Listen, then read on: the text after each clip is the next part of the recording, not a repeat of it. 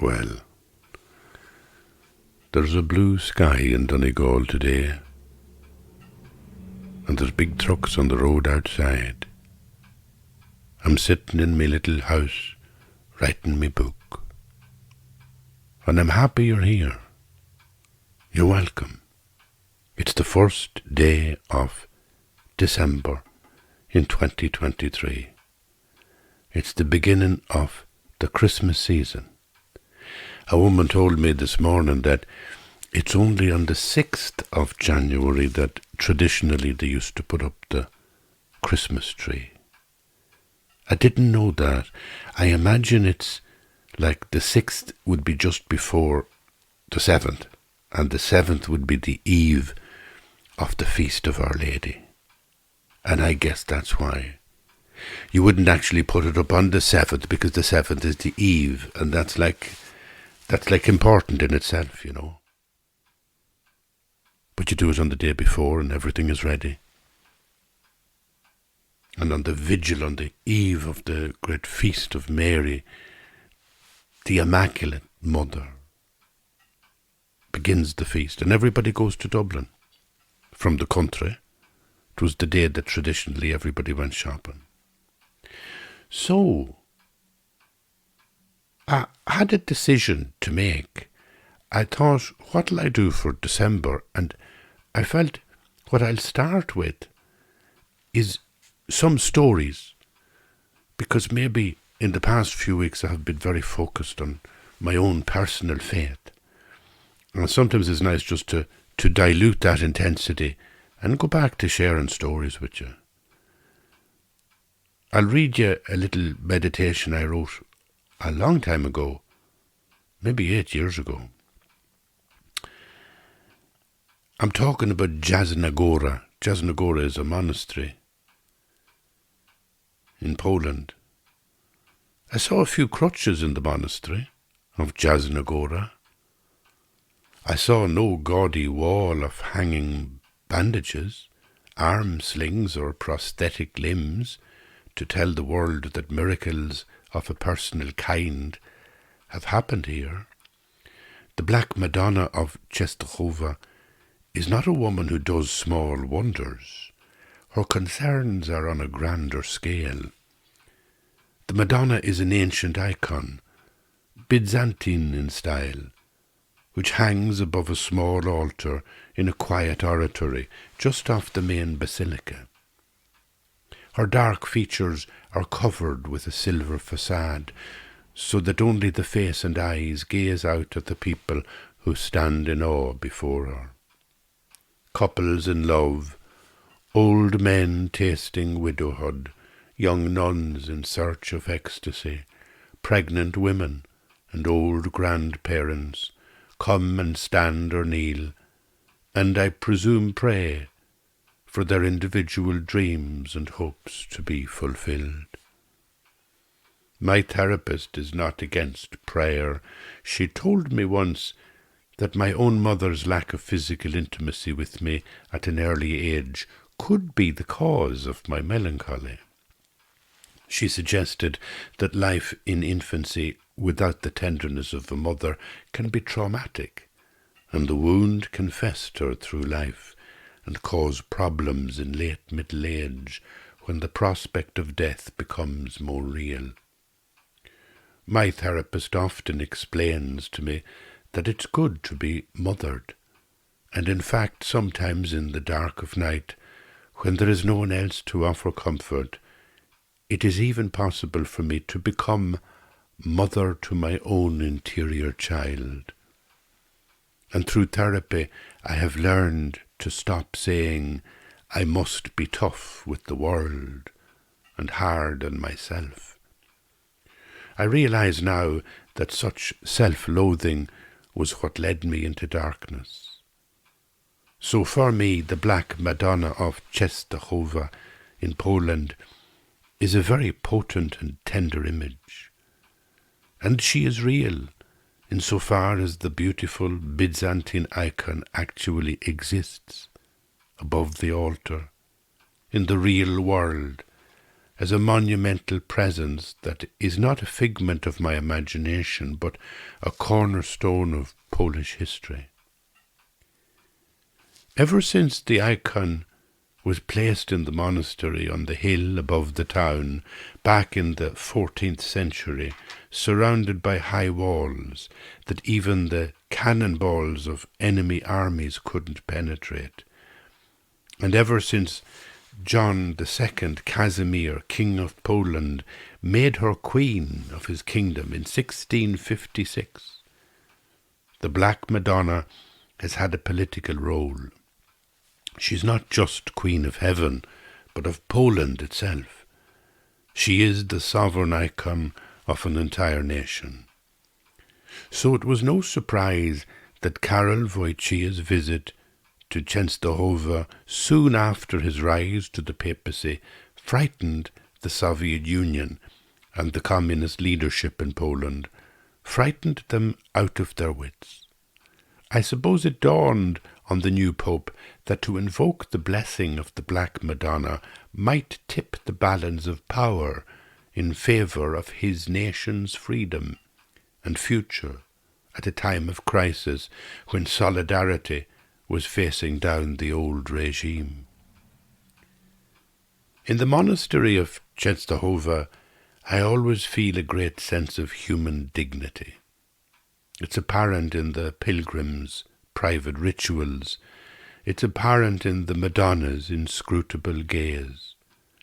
And I sense the same human longing that stirs in the music of Górecki and Penderecki, present here too, in the whispered sighs and songs of the pilgrims on their knees.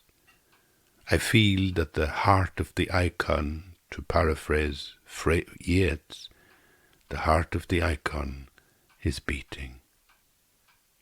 And I don't care any more when my friends tease me about such innocence or try to uncouple me from the delusion that some great mother in the sky is holding us, or that some heaven beyond this world is waiting for us. Because I know as well as anyone that there is only silence beyond the grave. But faith is an act of the imagination. It offers us an alternative way of seeing things, a perception that allows us live calmly in this lifetime and find happiness in the present moment. And the eyes of the icon are extraordinary, in the way that the eyes of the Mona Lisa are. They sear the soul with a template of human compassion. The Madonna's eyes awaken in me a child who is still loved and has permission to love, even if that is a myth surrounded by a universe of desolation. I need no cures here. There are no cures for human isolation, but the very act of being in the present moment in heaven is enough. Her sorrowful face gazes at me with pity and compassion, and a new child is born in me again every time I look into her eyes. Now, God, I was in a dark place. It was 14 years ago, but I also feel that when I read that back, I can hear myself hoping, I can hear myself praying. I suppose I was a bit surprised in it where, I said there is nothing in life but the darkness. There is nothing beyond the grave but death. And I think I used to feel that was the case because I felt so much in depression and despair at that time. But you see, what I think got me through the depression was that I was defiantly thinking of something else. So if I take now the idea of, let's say, the resurrection of the body and life eternal, it completely defies physics. It defies the logical world, the realm that I live in. And yet that defiance, that kind of stubborn faith, is what keeps me going. There's a song, Hard Times Come Again No More, and the refrain is, hard times come again no more. But you sing it when you're suffering, you sing it when you're in pain, you sing it when you're down, and you sing, hard times come again no more. And everything logical tells you, well, the hard times will come. You never get out of the hard times. The hard times get worse and worse. That's how you feel. But you sing the opposite. You sing in defiance of what the reality is. If your world seems so bad, so terrible, and yet you're able in your heart to sing of a hope, then you're free. Do you see the way hope works? To hope in heaven is to defy all the darkness that's around you. And where there is darkness, there's no light. But where there's light, there's no darkness. You can't mingle light and darkness. One banishes, scatters the other. So when it's dark, it becomes an act of defiance to believe in the light. And I think sometimes we live through times in our own individual lives which are dark and lonely, and things happen, and sometimes you get a pile up of bad luck, a pile up of tragedies, things beyond your imagination, in darkness, in evil, in wickedness, call it what you want. And it's very difficult to hope. It seems illogical to hope. And I suppose if you're in a war situation, it seems completely illogical to hope. And yet, it's where faith comes in, that you can defiantly hold a candle into the darkness. And I think that's what Christmas is about, I think it's this defiance. It's this, enjoy the winter, enjoy the darkness, enjoy the way that, it's darker every morning, the evenings come in quicker, it makes you tired, it makes you exhausted, it's hard to do work after 4 o'clock in the afternoon sometimes, I find. But you know that Christmas is coming, you know that this time is coming of joy and light in the house, and candles and coloured lights, and an abundance of food, and you're acting out a ritual which is going contrary to the darkness. It's going contrary to the winter. It's saying something of spring and summer and joy. We will have light. It might be our little cozy home, it might be our little house or little apartment, but we will have joy here at this table. And I think that you can't have that without having it inside. There's a place inside. Somebody asked me actually this morning, I was talking to a researcher on RTE, and they were saying, where do you find peace? And I said, well, you go into your own heart and find it. And she said, how do you do that? I said, it's not rocket science. We all know that our deeper self is waiting for us inside. Just still the body, still the life. Stop all the agitation and movement that's around you and be still, be still. The psalmist says, be still and know that I am God. This is a beautiful idea. And when you know this peace in your heart, when you know this voice in your heart, and to me it's like being loved by a mother. It's just, I can't get away from that. I remember going to Częstochowice town in Poland where they have this monastery, and the monastery they have this icon of the Black Madonna. It's a beautiful image. You'll get it on the internet if you want to look at it.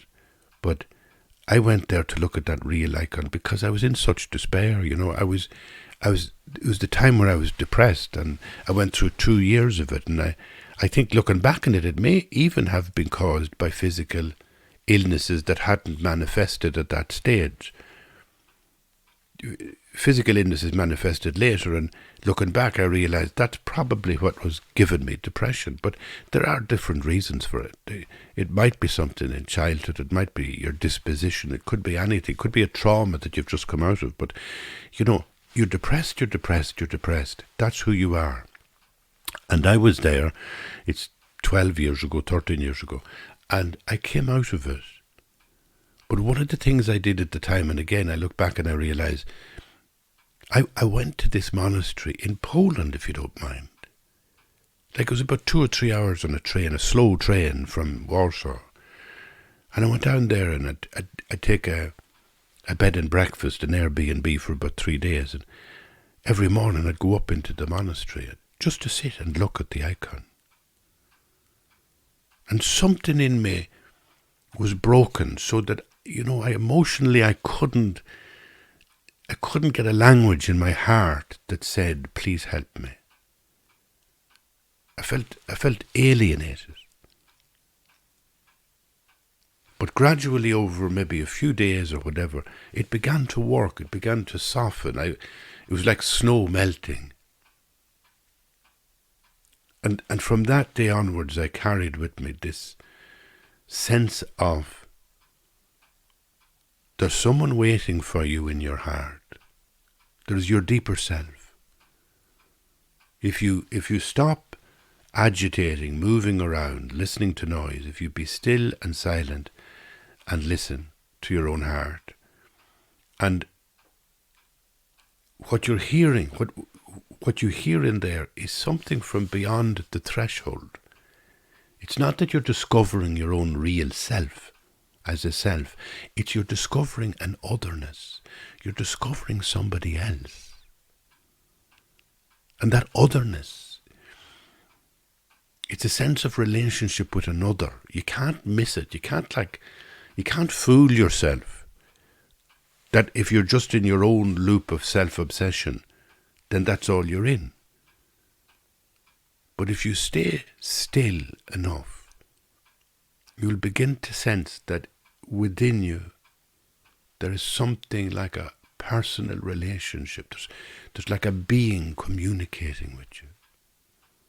It's as if all the atoms in the universe were held together by a loving mother.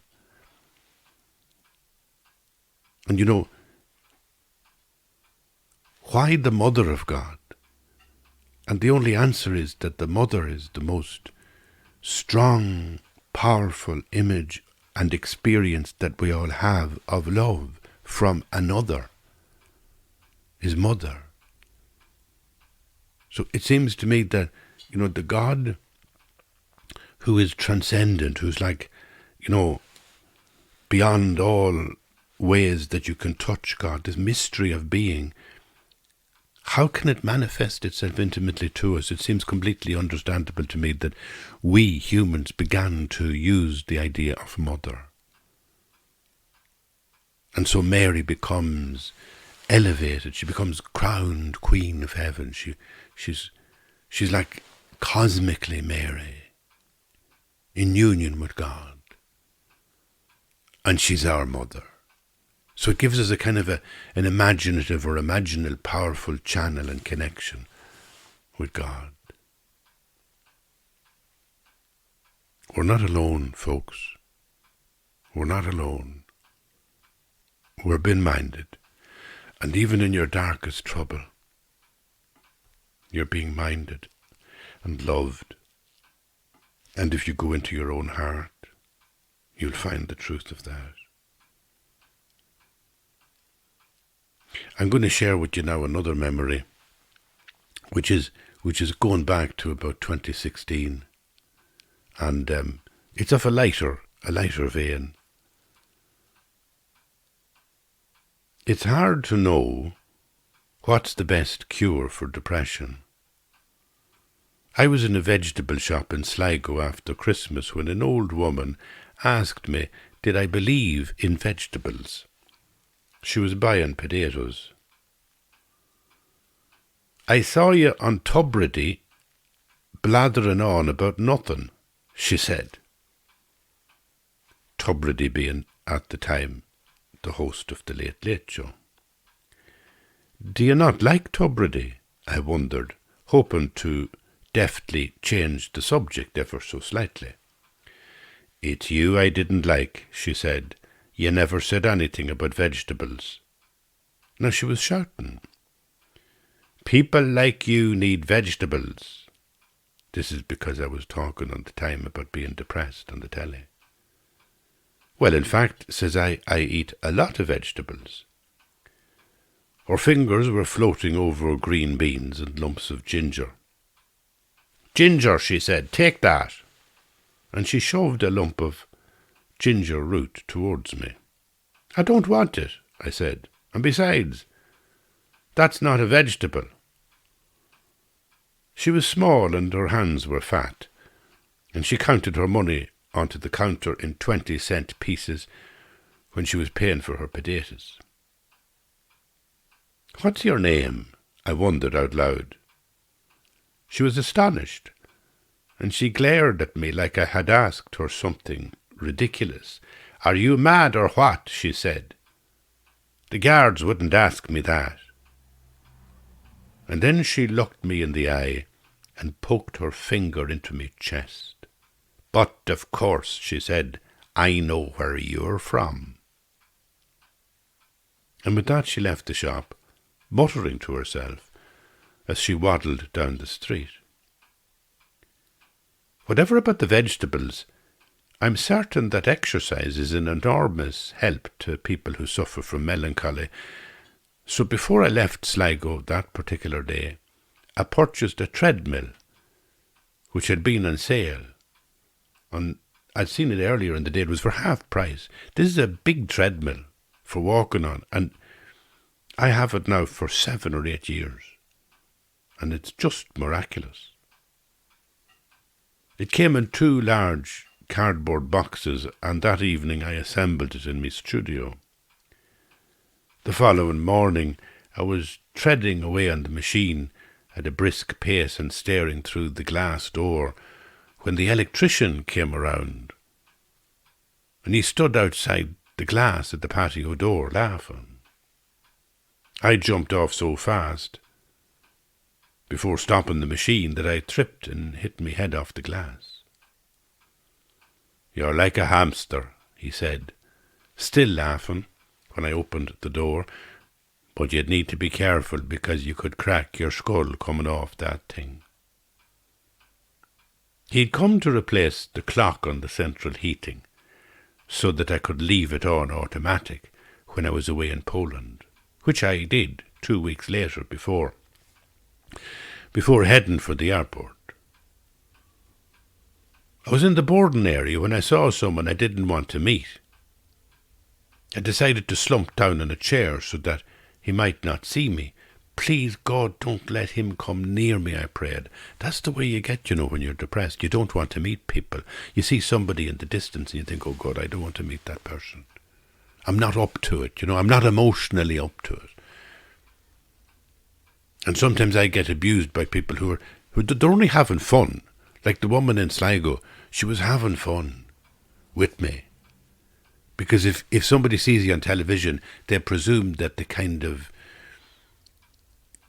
you're not real to them. You're an image that they've seen on TV, and they want to bounce back at you. And that can be great fun.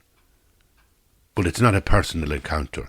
So from my point of view, sometimes you have to be ready to be open with anybody, even a stranger who's going to be kind of bouncing jokes off you. But there I was in the airport and I was heading for Warsaw. And I saw this person. I thought, oh God, I don't feel like talking to them. So I had me head down. He's just someone I was jealous of in secondary school, to be honest.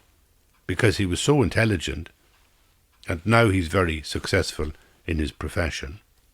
And, well, I always feel inferior to him in his presence. And again, if you're depressed, it's a time that you can be very sensitive about other people's success. You know, it bounces off you like their success highlights your failure in life. And that's how I was feeling. "What are you doing here?" he inquired, as if I shouldn't be at airports. "I'm waiting to board a plane," I replied meekly. "Why are you lying down? Is there something wrong with your back?" "I was just looking at the ceiling," says I. He looked up, but there was nothing remarkable about the ceiling. "There's nothing remarkable about that ceiling," he said. No, I agreed. There's not now. Isn't that amazing? I was on the back foot, and he was becoming more and more like a school teacher. "Where are you off to?" "Oh, where are you off to?" "Oh, I'm off to Spain. Sunshine is absolutely essential at this time of year. What about yourself?" "Poland," I confessed. He looked at me as if I was mad. "What are you going there for?" he wondered. "Snow," I replied defiantly. "Get some sun," he said. "It's the only effective remedy for depression." And he walked off. So he'd heard me on the radio, obviously talking about depression, and that's the way he was dealing with it. It was abrasive, and it was probably true. I'd probably be better to go to some sunny climate and get a bit of vitamin D than be going to Warsaw in the snow. Anyway, there I was in the seat, on the plane, thinking of vegetables and sunshine and exercise, on my way to a world of snow, where I might be stuck in a small apartment, eating out of tins for a month. And before the door closed, a young woman plonked herself down in the seat beside me, wearing a silk scarf and a loose grey jacket, with remarkable ease. You know, that ease that students have when they wear vintage clothing and they look perfect because their bodies are so kind of, slim and energetic. And I could see socks inside her boots, yellow socks, and I said to myself, there's a woman with a sense of humour. She closed her eyes and kept her earphones on for the entire flight, until we were hovering over Warsaw. And I too closed my eyes for most of the journey, dreaming of what lay ahead. Long walks in the snow under blue skies, and large bowls of soup with beetroot, sour cream, and cabbage. I suppose it's like in that moment, I'm going into my own heart, because I see this beautiful woman, and this young woman, she's so lovely, and she's so self-contained, and she's so joyful in herself. And then when she gets on the plane beside me, she just goes asleep. But to me it was like she went inside herself. Maybe she was. Maybe she wasn't asleep at all. Maybe the 2 hours to Warsaw was a big long meditation. I don't know. I mean, she didn't snore or anything. She was just like eyes closed and her head back sideways against the back of the seat.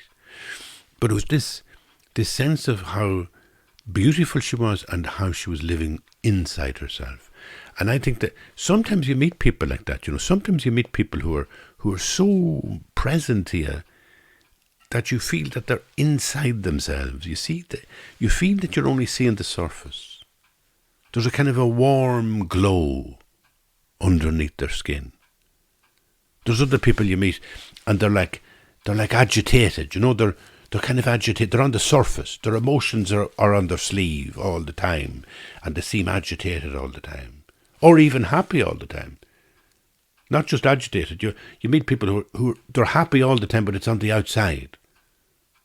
They can't stop talking. I'd be like that a little bit. Can't stop talking, just flowing out, not even thinking what I'm saying. Full of exuberance or excitement. And those are people, like I say, you can feel them on the outside, but you're not sure that they have an inside at all. And I'm thinking of St. Paul, who says that idea, like, if I do not have love, I'm like an empty drum beating, an empty gong beating. And it's like an instrument that has an outside to it, and you bang the outside of it and it makes a lot of noise. But there's nothing inside.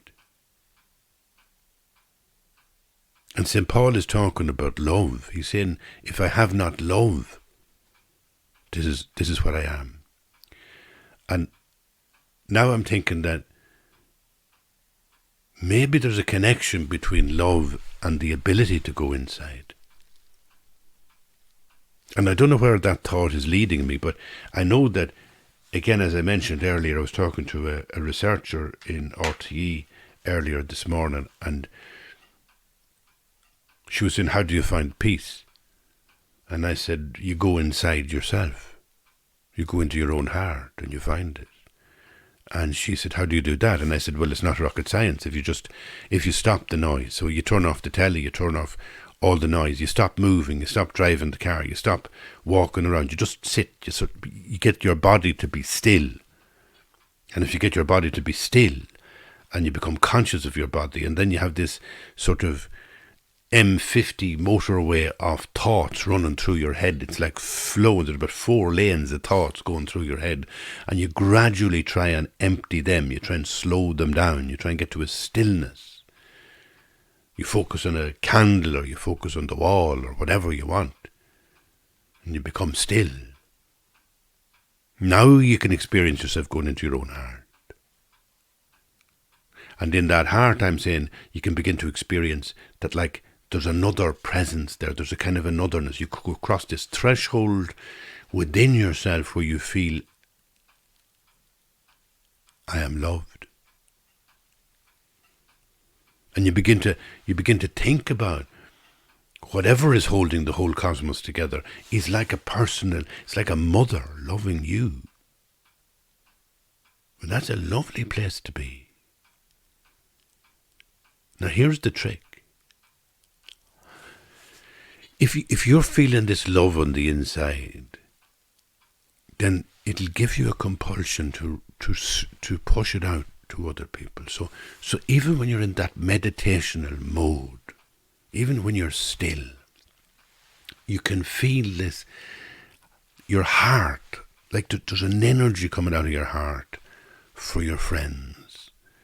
And you see them around you, you visualize them, and you just say, I love these people.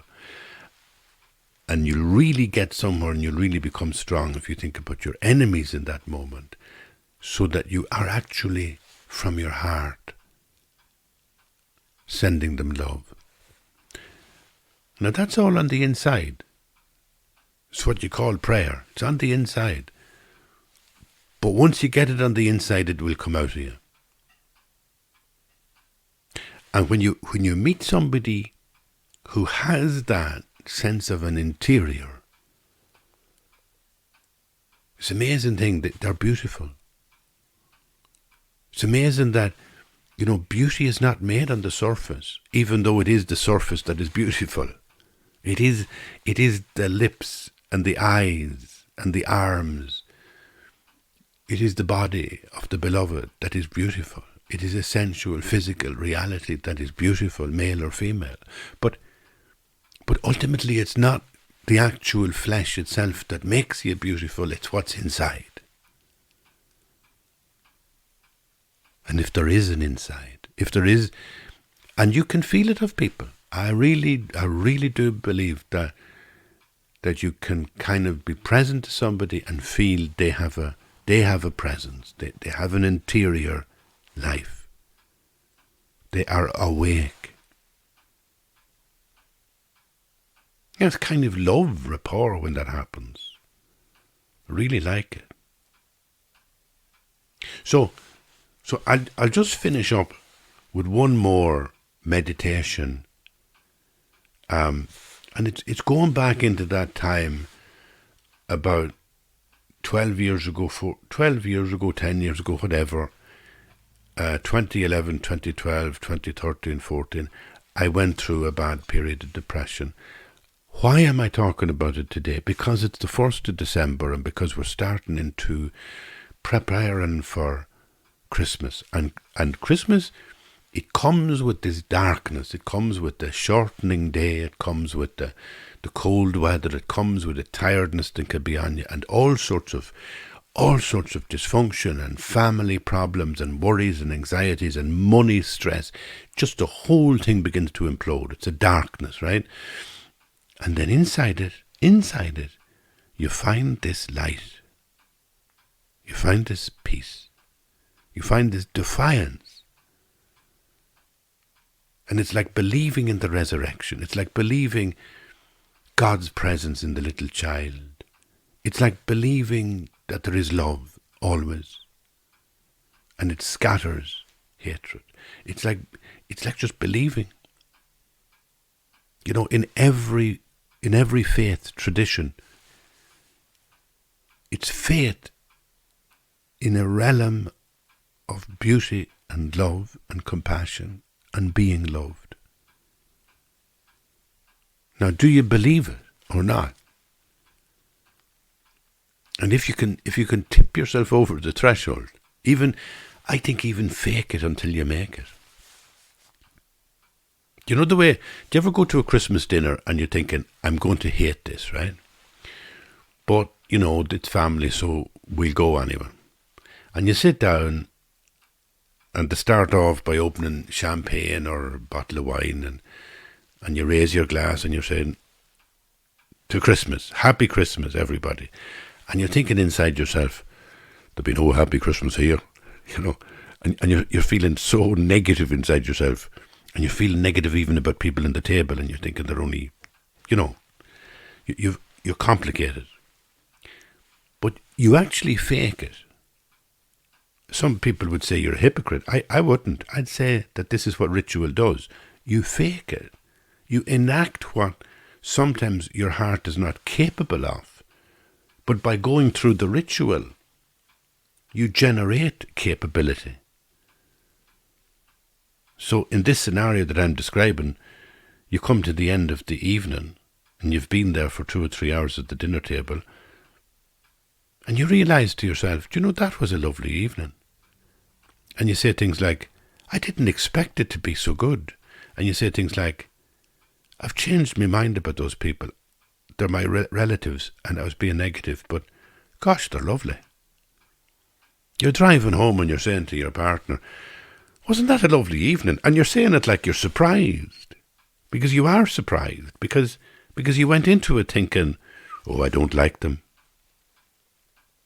But you go through the ritual of engaging with people, and it turns out you do like them.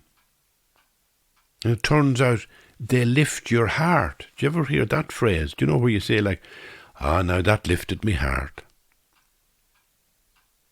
And I was there many times in winter 10 years ago, where you'd feel so broken and so isolated in yourself, and you'd go somewhere and you wouldn't be expecting anything good to come out of it, and you'd come home thinking, you know, he lifted my heart. So the presence in him or her, the kind of joy that's inside them was kind of visible on the surface. There was something beautiful about them because they were joyful inside in their own hearts. And the only thing that could make them joyful is the only thing that can make any of us joyful, and that is the acknowledgement of God's presence in your heart. Sooner or later you come down to that. Soon, in whatever language, whatever big tradition of religious language that you use in the globe, it doesn't matter. Eventually it's all the one thing being said. God loves you. Even in the darkness. Even though it looks in physical terms like you will go down, like me, into the grave, into the destruction of death. There's something deep that will not perish. The deepest part of you will never perish, but will be in heaven forever, as it is today, because if you recognize it and embrace it today, then you are now in heaven. You are now the light in the darkness. So it's amazing how all those rituals of Christmas about light in the darkness, it's amazing how those work on the inside and on the outside. They say something true to me about my heart. And I ritualize them during Christmas, during the next 4 weeks. I ritualize them with my family, with the people I love. And that's Christmas to me. I'm going to finish with this just last meditation. From the winter of 2012,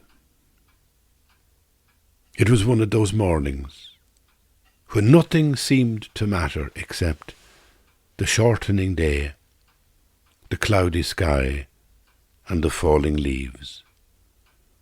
As I counted my years again, and counted each aching bone in my body again, and fingered the flabby muscles on my arms. Economists on the radio were arguing about budgetary projections, the same old cut and thrust of a world where I don't fit in. That's how it begins, another wave of melancholy rising in the guts, a sense that I don't belong in the here and now. But then I saw an image on my computer screen of tiny pebbles lying in a gully on Mars. And according to the news report, the image suggested the existence of a river on Mars long ago. I'm always amazed at the vastness of space and the amount of people and planets that have already withered. And yet in this moment and in this day, I am alive. Isn't it amazing? I can never get my head round it, that in all the moments in history that we can think about, go back, let's say in Christianity, go back 2,000 years, 2,000 years, 2,000 summers, 2,000 winters, right? That's 2,000 times. But we're at this one. We always just happen to be here. We're always now. We're never back then. So what is it to be?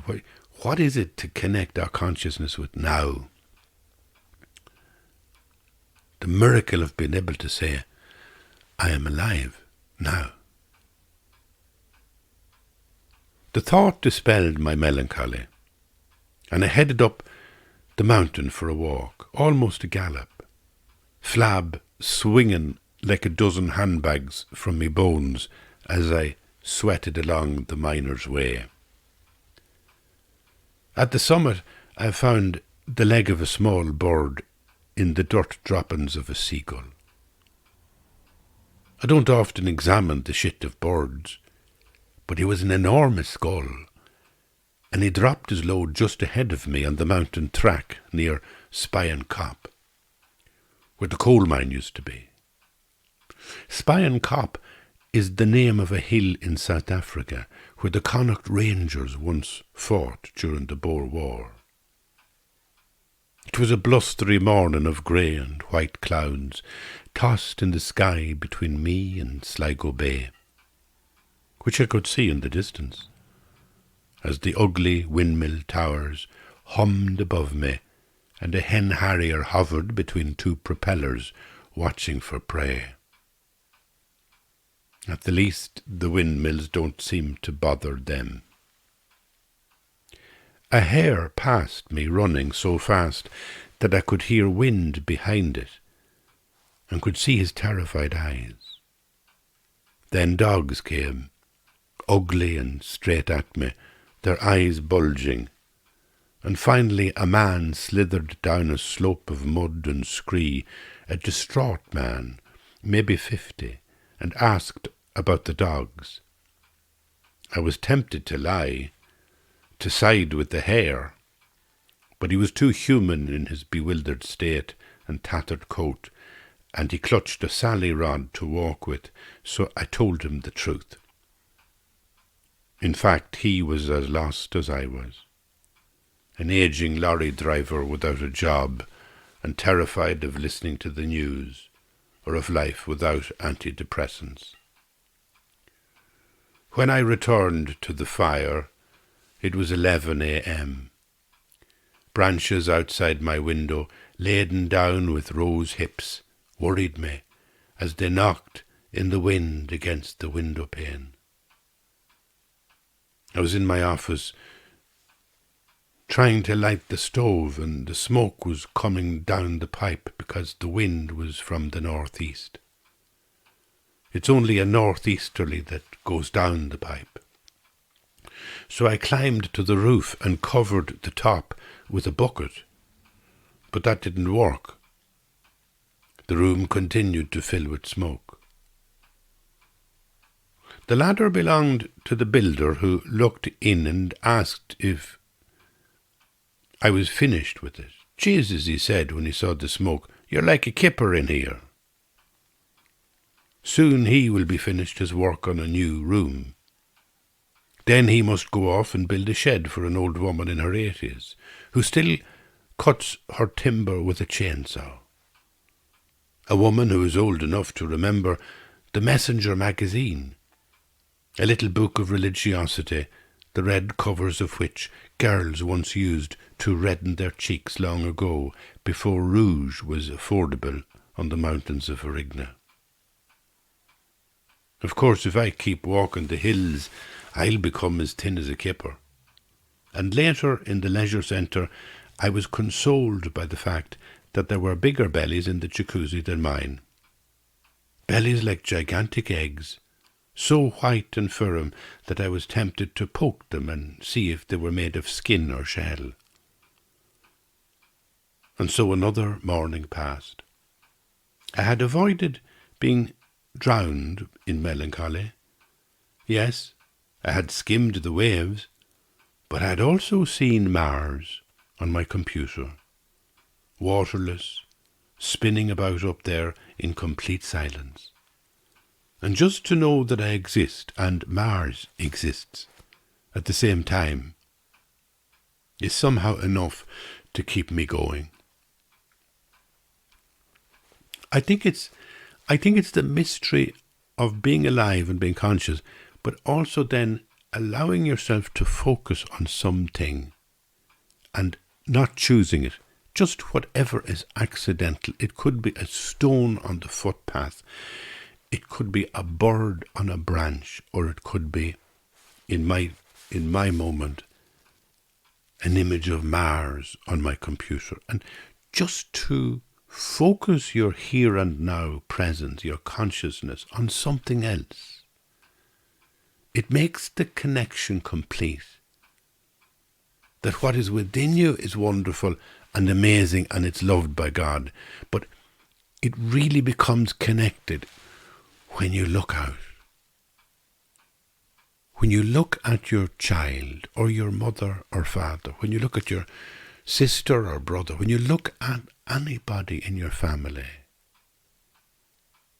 and you realize we are alive in this moment. So that your consciousness, your being alive is not just about you. You're not isolated in it. You know, I was saying earlier, you look at history, 2,000 years. Isn't it amazing that the moment we're in is all of the present moment? We're all in the one moment, here and now. But the thing is that you're never isolated in your own awareness, because once you look into the eyes of someone else, you realize you're sharing this consciousness with them. When you look into your own heart and you cross the threshold and feel that you're hearing in the silence the voice of God, the voice of the great mother who loves you, Mary, when you have that moment. But then look out at somebody else and you realize that they too are in the same moment.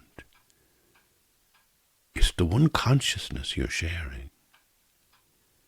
It's like, do you know this? Do you know what it says? Where 2 or 3 are gathered in my name, there also will I be. It's like that. It's like if you're conscious and you look into the eyes of somebody else who's conscious, you realize you're both sharing the one strange mystery of being alive, of being conscious. It's like you're both parts of the one whole single consciousness. It's like you're both enveloped in God, enveloped in the tenderness of Mary, the Mother. That's love. That's light. That's what defies the darkness. That's Christmas. I hope the next 4 weeks are really deeply, wonderfully peaceful for you and for me. And thank you for being here. Bye-bye.